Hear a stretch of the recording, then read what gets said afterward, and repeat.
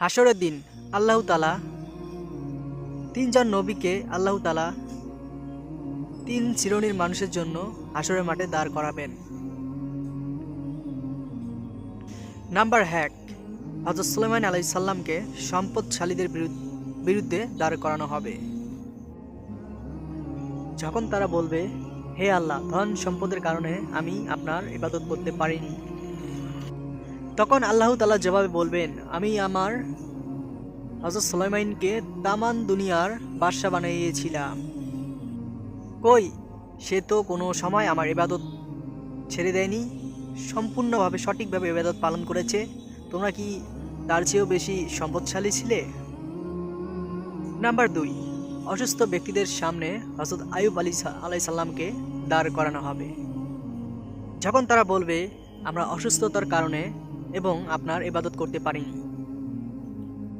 তখন জবাবে আল্লাহ তাআলা বলবেন, আমি আমার পয়গম্বর হযরত আইয়ুবকে একটানা 18 বছর অসুস্থতা দিয়েছিলাম।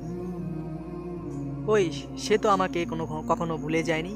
তোমরা কি তার চেয়েও বেশি অসুস্থ ছিলে? নাম্বার 3, গরিবদের সামনে হযরত ঈসা আলাইহিস সালামকে দাঁড় করানো হবে বিরুদ্ধে।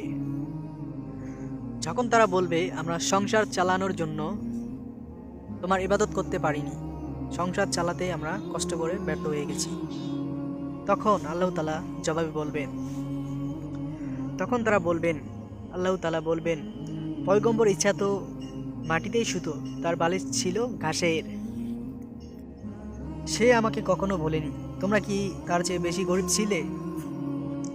তো আপনারা নিশ্চয়ই বুঝতে পারছেন, বড়লোকে যারা হোক তাদেরও বেঁচে যাওয়ার সুযোগ নেই, গরিব যারা তাদেরও বেঁচে যাওয়ার সুযোগ নেই, এবং অসুস্থ যারা তাদেরও বেঁচে যাওয়ার সুযোগ নেই।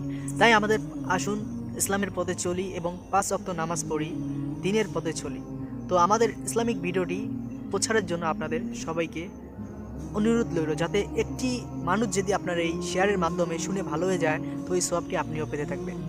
তো আল্লাহ হাফেজ, আজকের মতো এখানে শেষ করছি। ধন্যবাদ। আসসালামু আলাইকুম।